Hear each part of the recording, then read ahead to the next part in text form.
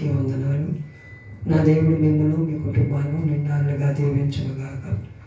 ఈరోజు ఒక వాక్యాన్ని చదువుకొని ముందుకు నడవాలి. మనమందరం కూడా రేపు క్రిస్మస్ ఆరాధన జయకరంగా జరగాలని ఈ రాత్రికాల సమయంలో అందరూ కూడా ప్రార్థన చేసుకున్నాం. లోకరక్షకుడు మన కోసం పుట్టి ఉన్నాడు. ఎప్పుడో 2025లోనే 2025 సంవత్సరాల్లో పుట్టి ఉన్నాడు. మనం ఇప్పటికీ ఆ పండుగ చేసుకుంటూనే ఉంటున్నాం. ఆ పండుగలో మనకి మార్పు కలిగిందా? మన జీవితాలు ఏమైనా మార్చుకోగలిగామా అని మనం ఒకసారి మన హృదయాలు మనమే పరిశీలన చేసుకొని ముందుకు సాగాలి. యెషయా గ్రంథము 7వ అధ్యాయము 14వ వచనాన్ని నేను చదువుతున్నాను. అందరూ కూడా బైబిల్ ఉంటే తీసి చదవండి, దేవుని దీవెన పొందుకోండి. యెషయా గ్రంథము 7వ అధ్యాయము 14వ. కాబట్టి ప్రభువు తానే ఒక సూచిక క్రియ మీకు చూపును, ఆలకించుడి. కన్యక గర్భవతి కుమారుని కని అతనికి ఇమ్మానుయేలని పేరు పెట్టును. కీడును విసర్జించి మేలును కోరుకుంటాడంట ఆయన. మన మూలంగా మనం కీడుని కోరుకుంటున్నామని, కీడులోనే నడుస్తున్నామని, ఆయన మేలును కోరుకోవాలని ఆయన మనకు లోకానికి వచ్చాడు. ఈ లోకానికి వచ్చి నిన్ను నన్ను కూడా ఒక ఉన్నతమైన స్థానంలో నిలబెట్టాలని, ఆయన ప్రణాళికలో మనం తీర్చిదిద్దాలని ఈ క్రిస్మస్ పండుగ మనం జరుపుకుంటున్నామంటే అది ఆయన ఉచితమైన కృపేనని మనం తెలుసుకోవాలి. మనం ఎంతవరకు ఇమ్మానుయేలు అంటే మనకు తోడై ఉన్నాడని, దేవుడు మనకు తోడై ఉండి మన కుటుంబానికి దీవెనకరంగా మార్చబడటానికి ఆయన మనతో ఉండి కీడును విసర్జించి మేలు జీవితం అనుభవించాలని ఆయన ఈ లోకానికి వచ్చాడు. ఆయన ఈ లోకానికి వచ్చిన కాడి నుంచి కూడా ఎన్నో శ్రమలు అనుభవించి నీ కోసం నా కోసం ఎన్నో సూచక్రియలు చేసి ఎన్నో ఘనకార్యాలు చేసి శిలువ మరణం పొందాడు. నీ కోసం నా కోసమే కదా. ఆయన రాకడెప్పుడో మనం పోకడెప్పటి వరకు అప్పటి వరకు మనం కనిపెట్టుకొని ప్రార్థన చేసే వారంగా ఉండాలని దేవుడు కోరుకుంటున్నాడు. అలాంటి మేలును కోరుకోవాలంట. మనం మేలును కోరుకుంటున్నామా, ఎదట వాళ్ళ బట్టి కీడును కోరుకుంటున్నామా? ఎవరికైనా మనం ఏదన్నా గిన్నెని సన్నీళ్ళు ఇస్తే అది వాళ్ళకు తృప్తినిస్తుందని దేవుడు కోరుకుంటున్నాడు. ఈ క్రిస్మస్ ఆరాధనలో, ఈ క్రిస్మస్ పండుగలో మనం ఎంతమందిని పేదల్ని ఆదుకున్నాము, ఎంతమంది పేదలకి ఒక ముద్ద అన్నం పెట్టగలిగాము అని ఒకసారి మనమే మన హృదయాన్ని పరిశోధించుకొని మన ఇంటిలో మనం తినడం కాదు, మన పిల్లలు తినడం కాదు, మన కుటుంబం తినడం కాదు కదా. ఎవరైనా పేదవారు ఉన్నారు, అలాంటి వారికి ఎవరికైనా ఒక ముద్దట అన్నం పెడితే అదే పుణ్యమని దేవుడు లేఖనాలు బట్టి తెలియపరుస్తున్నాడు. అలాంటి స్థితిలో నిన్ను నన్ను చూడాలని ఆశపడుతున్నాడు.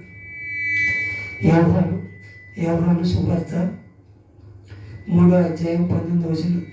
ఆ తీర్పు ఇది వెలుగులోనికి వచ్చును కానీ తమ క్రియలు చెడ్డవైనందుగా మనుషుల వెలుగును ప్రేమింపక చీకటినే ప్రేమించిరి. దుష్కార్యం చేయవాడు వెలుగును ద్వేషించును, తమ క్రియలు దుష్క్రియలుగా కనపడకుండానట్లు వెలుగుల వద్దకు రాడంటాడు. ఈ లోకంలో అదే పరిస్థితి అయిపోతుంది. ప్రతివాడు దుష్కార్యం చేయాలి, అన్నదమ్ములు మోసం చేయాలి, అక్క చెల్లెలను మోసం చేయాలి, అన్నదమ్ములు మోసం చేయాలి, అందరినీ మన లోకాన్ని మోసం చేయాలని దుష్కార్యాలు చేయవాడంట. దేవుడి దగ్గరికి రాలేడంట. వాడు ఎందుమూలం రాలేడు? ఇది ఎంతవరకు పాపము నేను ఎంతవరకు సంపాదించుకోవాలి, ఎంతవరకు లాటేసుకోవాలి, ఎంతవరకు మనం ఇది చేయాలని. అది మనకి అవసరంలా, మన దేవుడు కోరుకోవట్లేదు. దుష్కార్యం చేయడంటే ఎలుగు వద్దకు రాడంట. మన కోసం లోకరక్షకుడు ఎలుగై పుట్టాడు. లోకము నువ్వు ఎలుగై ఉన్నాను, నా వెనుక నడిచేవాడు ఎవడో కూడా చీకటిలో నడవడు, ఎలుగు సంబంధులు అంటున్నాడు. మనం ఆ ఎలుగు సంబంధంలో ఉండగలుగుతున్నామా? ఒక్కసారి మన హృదయాలు మనమే పరిశీలన చేసుకోవాలి. ఆడు తీర్పులోకి రాక ఏ వెలుగని అదే ఆలోచనలో ఉండిపోతుంది అంటాడు. మన కుటుంబాలు కూడా అలా ఉన్నాయేమో.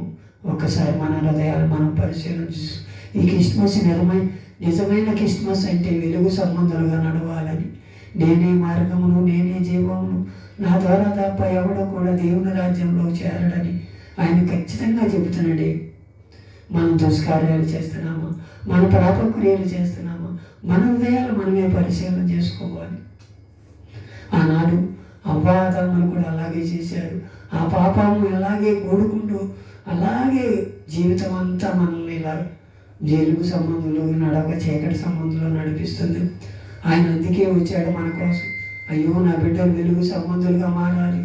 అందరూ వెలుగులో నడుస్తున్నారు, చీకటిలో నడుస్తావు కదా, ఇదే వెలుగని నడుస్తున్నారు. వీళ్ళందరినీ వెలుగు సంబంధాలుగా చేయాలని ఈ లోకానికి వచ్చాడు. అలాంటి వెలుగులో మనం ఉందామా?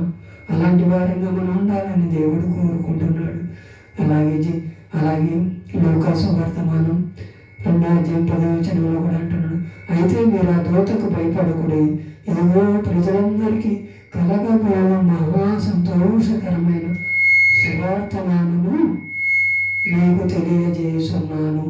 దావీదు పట్టణమందు రేపు రక్షకుడు మీ కొరకై పుట్టి ఉన్నాడు. అది ఆయనే యేసుక్రీస్తు అంట. మనకు దావీదు పట్టణమందు లోక రక్షకుడు పుట్టి ఉన్నాడు. లోకంలో అంతా వెలుగు ఉండాలి, లోక సంబంధులంతా వెలుగులో నడవాలని నన్ను కోరుకుంటున్నాడు. మహా సంతోషకరమైన ఈ శుభవర్తమానం తీసుకోవటానికి మనమందరం కూడా దేవుని యందు భయభక్తులు కలిగి ఉందాం.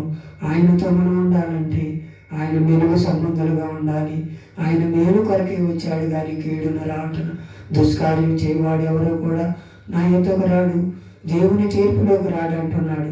మనకు దావీదు పట్టణమందులో లోక రక్షకుడు మన కోసం పుట్టి ఉన్నాడు.